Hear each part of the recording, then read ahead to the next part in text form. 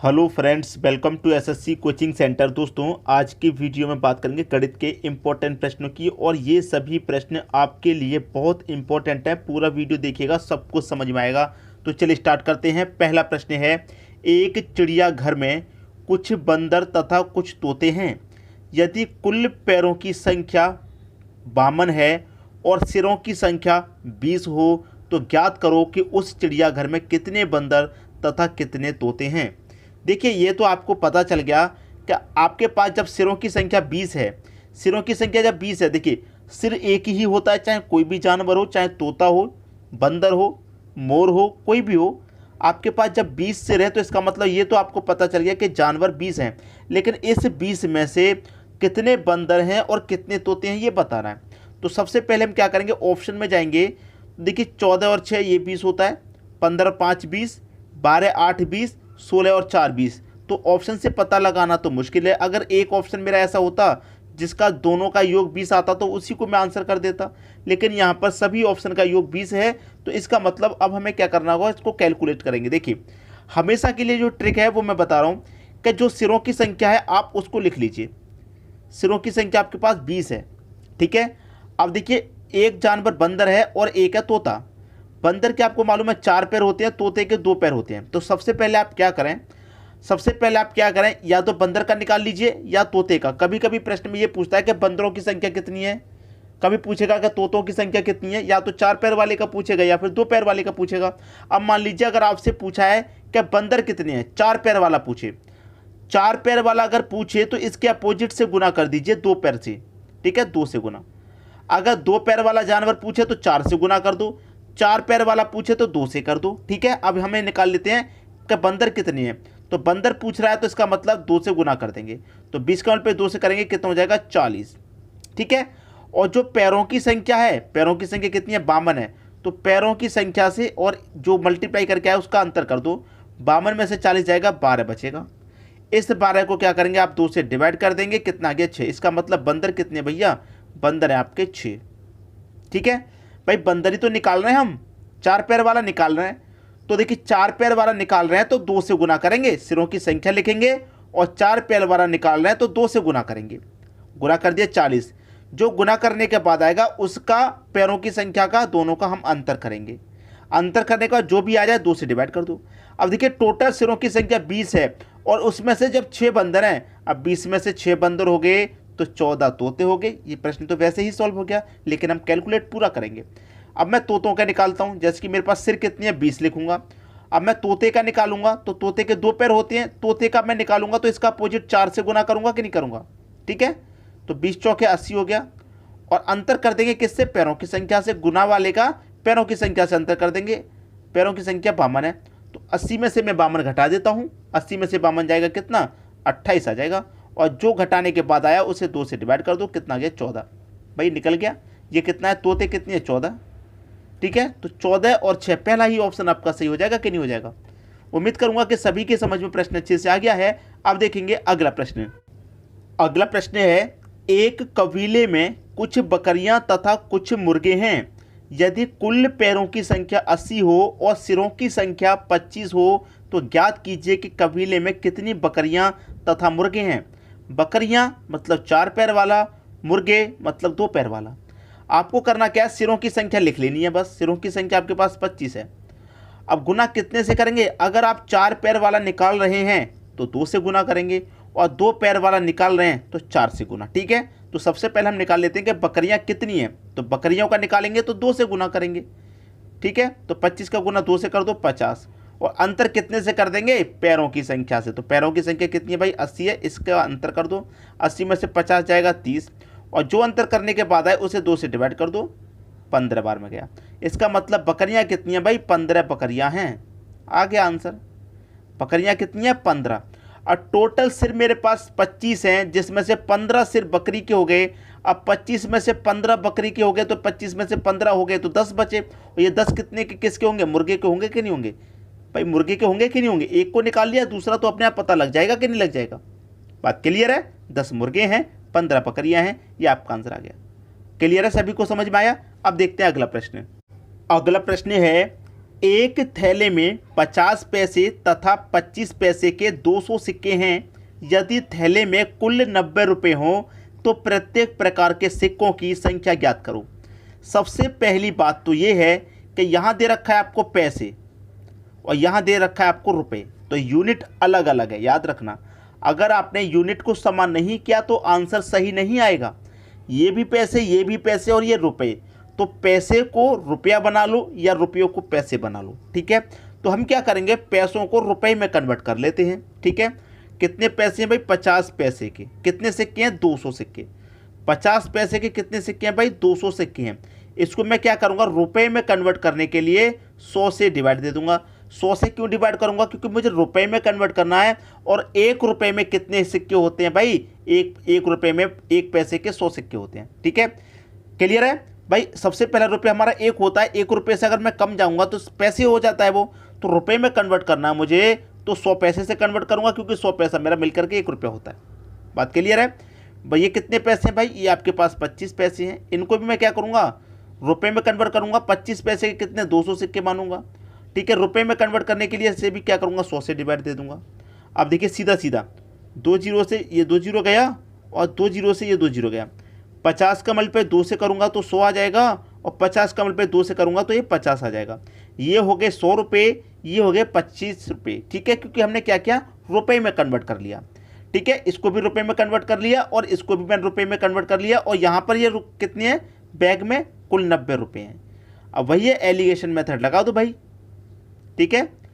25 का और 90 का जो आपका अंतर आएगा वो कितना आएगा, 25 90 का अंतर 40, ठीक है। 25 और 90 का अंतर कितना आएगा भाई, अगर मैं 90 में से 25 घटा दूंगा, 25 क्यों, 25 का मैं 2 से करूंगा ये 50 आएगा ना, गलती से 25 लिख गया। 25 में 2 से करूंगा 50 आएगा, और 50 का 90 का अंतर 40 आएगा, इस तरीके से। और 100 का 90 का अंतर 10 आएगा, ठीक है। ये आ गया। अब भैया आपसे क्या कह रहा है यहाँ पे, ये तो आपका अनुपात निकल गया। जैसे कि 0 से 0 कटा दूंगा तो 50 पैसे का अनुपात 4 और 25 पैसे का अनुपात ये आ जाएगा। यहाँ पर लिख लेता हूँ मैं, जैसे कि 50 पैसे का अनुपात आपका 4 है और 25 पैसे का अनुपात आपका कितना हो गया, 1 हो गया, ठीक है। क्लियर है इतना प्रश्न। अब इसमें बचा ही क्या है करने को, इसमें बचा ही क्या है करने को, अब तो प्रश्न सॉल्व हो ही गया, ठीक है। कैसे हो गया भाई सॉल्व, आप कहेंगे सर प्रश्न कह रहे हैं आप सॉल्व हो गया, लेकिन सॉल्व कैसे हो गया हमारी तो समझ में आया ही नहीं है, ठीक है। देखिए हम निकाल रहे हैं 50 पैसा और 25 का रेशियो निकल के आ गया 4:1। अब मैं यहाँ पर क्या करूँगा, मेरे पास सिक्के कितने हैं, 200 हैं। टोटल कितने हैं भैया, यहाँ पर 200 हैं। मेरे पास योग कितना है, 200 है। जब मेरे पास योग 200 है तो मैं अनुपात का भी योग कर लूँगा। ये मेरे पास अनुपात ही तो है 50 का और 25 पैसे का, तो अनुपात का योग कर लूँगा। अनुपात का योग करूँगा, 4 और 1 कितना हो जाएगा, 5। तो इस योग में अनुपात के योग से डिवाइड दे दो, 5 चौके 20 और 1 0 40 बार में जाएगा। अब 40 का गुना 4 से कर दो 160, और 40 का गुना 1 से कर दो तो 40 ही रहेगा। और 160 और 40 मिलकर के कितना हो जाएगा, 160 और 40 मिलकर के 200 ही तो हो जाएगा। तो आपसे कह रहा है कि प्रत्येक प्रकार के सिक्कों की संख्या ज्ञात करो। तो 50 पैसे के सिक्के भी निकाल लिए भैया और 25 पैसे के सिक्के भी निकाल लिए। कितने हैं, 160 और 40। बात क्लियर है। उम्मीद करूंगा कि सभी को प्रश्न अच्छे से समझ में आ गया। क्लियर, किसी को कोई भी दिक्कत परेशानी नहीं होगी। क्यों नहीं होगी, हमें क्या करना था, प्रत्येक प्रकार के सिक्कों की संख्या पता करनी थी, कर ली भैया। 50 पैसे के 160 सिक्के होंगे और 25 पैसे के 40 सिक्के होंगे, तभी तो मिलाकर के 200 सिक्के होंगे पूरे। सभी की समझ में प्रश्न आ गया होगा। अब देखेंगे अगला प्रश्न। अगला प्रश्न है, एक ग्वाला दूध में पानी किस अनुपात में मिलाए कि मिश्रण को क्रय मूल्य पर बेचने पर उसे 25% का लाभ हो जाए। भाई बहुत अच्छा प्रश्न है। आपके पास जो मिश्रण है वो है दूध और पानी का। अब पानी जो है आपके पास 100% है, ठीक है। जो भी मूल्य होता है, जो भी मिश्रण होता है आपके पास 100%, दूध आपके पास 100% है। अब कह रहा है इस 100% में कितना पानी मिलाए, नहीं पता कितना पानी मिलाना है, तो x% मान लेते हैं, ठीक है। कह रहा है कि मिश्रण को क्रय मूल्य पर बेचे, तो जो भी मिश्रण है उसमें दूध की जो मात्रा है वो पूरी 100% है। और हमें क्या करना है, 25% का लाभ कमाना है। 25% का लाभ, पहले से पानी मेरा कितना था, कुछ भी नहीं था। अब इसका मतलब 25% का मुझे यहाँ पर लाभ कमाना है, ठीक है। अब हो गया प्रश्न। प्रतिशत से प्रतिशत यहाँ भी कटेगा, यहाँ भी कटेगा प्रतिशत। 25 से कम 25, 25 चौके 100, तो 4:1 में मिलाना है। अगर मैं 4:1 में मिलाऊंगा तो 25% का मुझे लाभ हो जाएगा। कैसे हो जाएगा, जैसे कि मान लीजिए मैं 100 रुपये में 1 लीटर दूध खरीद के लाया, ठीक है, 100 रुपये में 1 लीटर, तो ये 4 लीटर दूध मैं कितने में खरीदूंगा भैया? 400 रुपये में मेरा 4 लीटर दूध हो जाएगा। क्लियर है? अब यहाँ पर कह रहा है कि 4 लीटर दूध में 1 लीटर पानी मिलाना। 4 लीटर दूध में 1 लीटर पानी मिलाऊंगा मैं। अब 1 लीटर बराबर कितने के है? 100 रुपये के है, ठीक है। 1 लीटर बराबर कितने के? 100 रुपये के है। अब देखिए 100 से कितना हो रहा है? 400, ये पूरा कितना हो गया? 100%। अब देखिए ये इसका 1/4 है, तो ये 25% हो गया कि नहीं हो गया? भाई मैं 100 रुपये का 1 लीटर दूध खरीदा हूँ, तो 400 रुपये का 4 लीटर खरीदूंगा, क्योंकि मेरे पास 4 निकल के आया, तो 400 रुपये का 4 लीटर, ठीक है। अब 4 लीटर दूध में 1 लीटर अगर मैं पानी मिलाऊंगा तो मुझे 25% का फायदा हो जाएगा। 25% का फायदा क्यों हो जाएगा? देखिए मेरा 1 लीटर कितने का है? 100 रुपये का। अब मैंने मान लीजिए इसमें 1 लीटर पानी मिला दिया, तो टोटल कितना हो गया मेरे पास?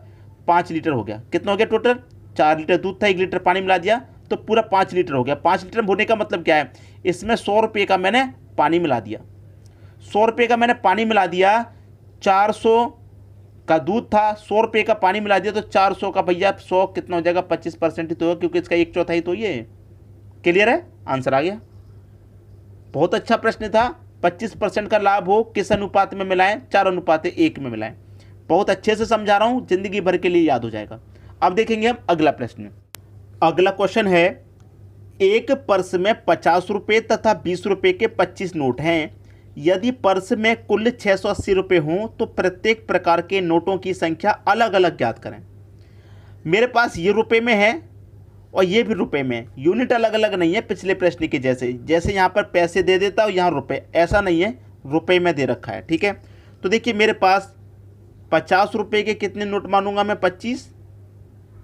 और 20 रुपये के कितने मानूंगा मैं? 20 रुपये के कितने मानूंगा? 25, ठीक है। अगर ये पैसे होते तो रुपए में बनाने के लिए 100 से डिवाइड करता पहले के जैसे, लेकिन अब नहीं करूंगा, क्योंकि अब पहले से रुपए में दे रखा है। तो 25 का मल्टीप्लाई 50 से कर दूँ तो ये कितना हो जाएगा? 1250। 25 का मल्टीप्लाई 2 से करेंगे 50, और एक ही जीरो मतलब 500, ठीक है। ये 1250 हो गए, ये 500 रुपये हो गए, और ये मेरे पास कितना है? 680 रुपये। अब वही कर दूंगा, बस अंतर कर देना है, आ जाएगा आंसर। 680 500 का अंतर 180 आ जाएगा। 1250 और 680 कितना? 570 हो जाएगा, ठीक है। अब 30 से मैं काटूंगा इसे 6 बार में, और 30 से काटूंगा ये 19 बार में कट जाएगा।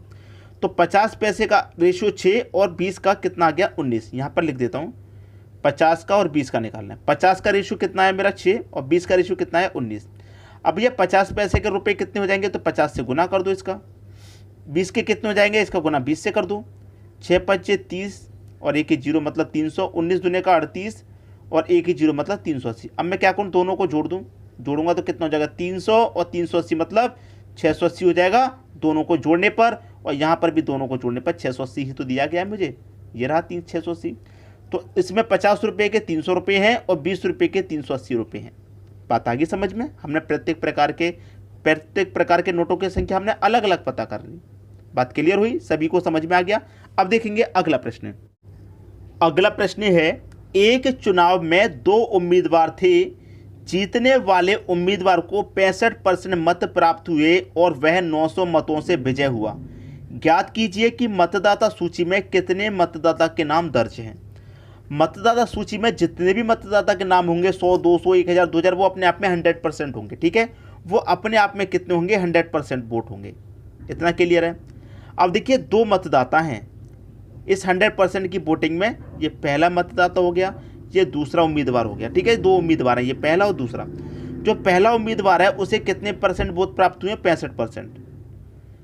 अब जो जीतने वाला है उसे 65% प्राप्त हुए। 100% में से एक को 65% मिल गए, तो जो दूसरा उसको कितने मिले होंगे? 35% मिले होंगे। जो जिससे ज़्यादा मिले वो जीता होगा। 65% इसको ज़्यादा मिले तो ये जीता होगा। इसको मिले हैं 35%, इसको मिले हैं 65, तो इससे इसको कितना अधिक मिले हैं? आप कहेंगे सर 30% इसको अधिक मिले हैं।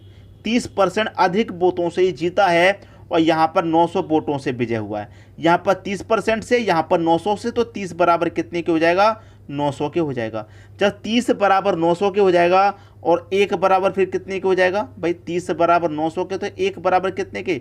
0 से 0 कटेगा, 3 से कटेगा, 3 त्रिक का 9, और 1 0 30 बार में 1 बराबर 30 के। जब 1 बराबर 30 के, तो 100% बराबर कितने के भैया, मतदाता का नाम दर्ज है कितने में, 100% का मान पूछ रहा, 1 बराबर 30, तो 100 बराबर कितना, 100 बराबर हो जाएगा दोस्तों 3000। ठीक है, 3000।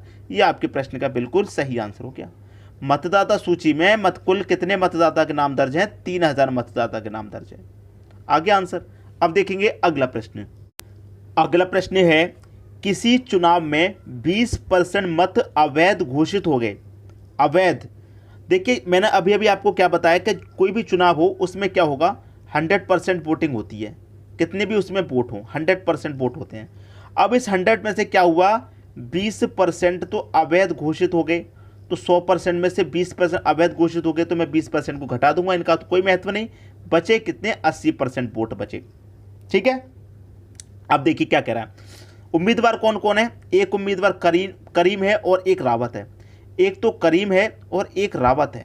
ठीक है, कह रहा है कि करीम और रावत दो उम्मीदवार थे, करीम ने 40% मत प्राप्त किए, करीम ने 40%, टोटल कितनी है भैया, 80% है, 80 का 40% प्राप्त किए किसने, करीम ने, तो 80 का मैं 40% निकाल लूंगा, परसेंट का मतलब बट्टे में 100, 2 जीरो से 2 जीरो गए, 8 चौक 32, तो इसका मतलब 80 का जब मैंने 40% निकाला तो 32 प्राप्त किए करीम ने।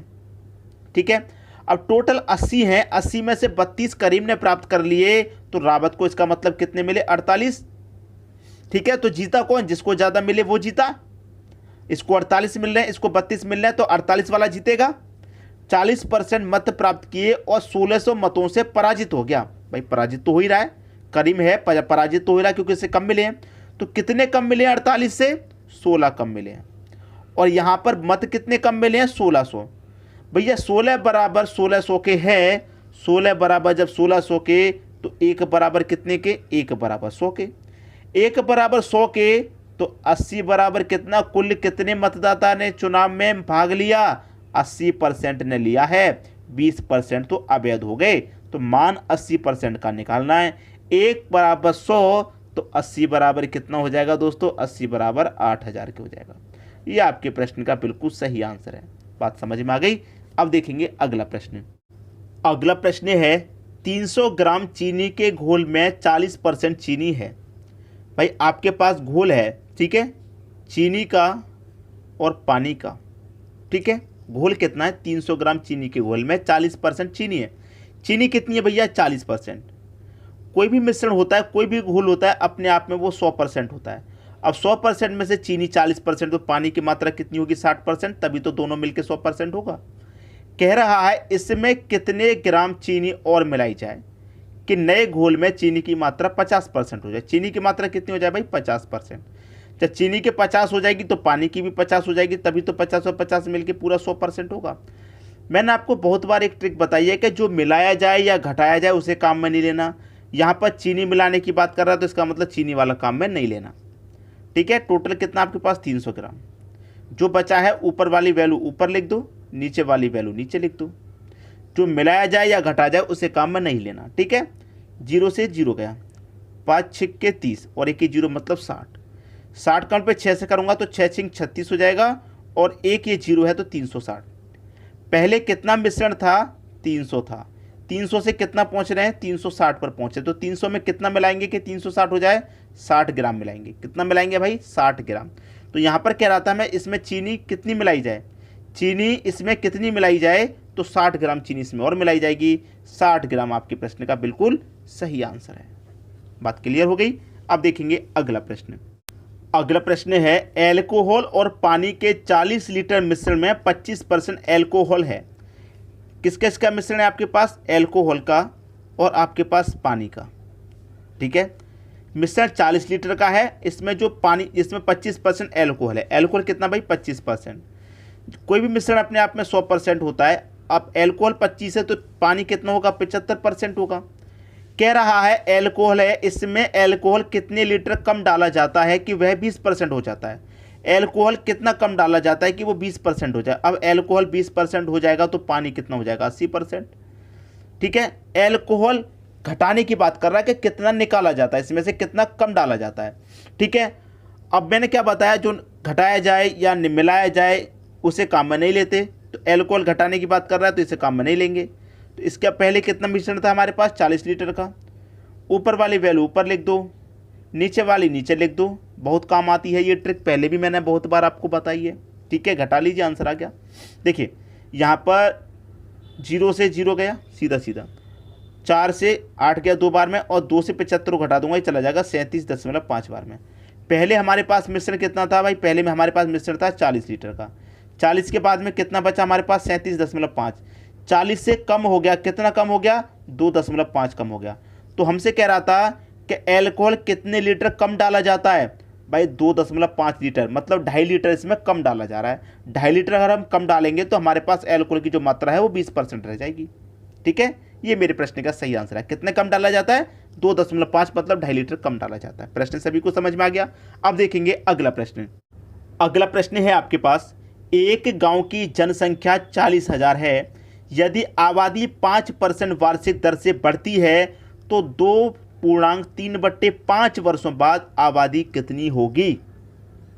बहुत बढ़िया प्रश्न है, ये मैं नहीं कराने वाला, ये प्रश्न तो मैं आपको होमवर्क के लिए दे रहा हूं। 1 या 2 प्रश्न तो आपको होमवर्क के लिए मिलना चाहिए रेगुलर, तभी आपकी प्रैक्टिस अच्छे से हो पाएगी। तो आपको करना क्या है, वीडियो को अधिक से अधिक शेयर करना है दोस्तों, ताकि उन बच्चों तक वीडियो पहुंच जाए जो कोचिंग तक नहीं जा पाते हैं, घर पे ही तैयारी करते हैं। उन तक पहुंचाने की जिम्मेदारी तो बनती है, ताकि वो भी अच्छे से तैयारी कर पाएँ। ठीक है दोस्तों, वीडियो देखने के लिए आपका बहुत बहुत धन्यवाद।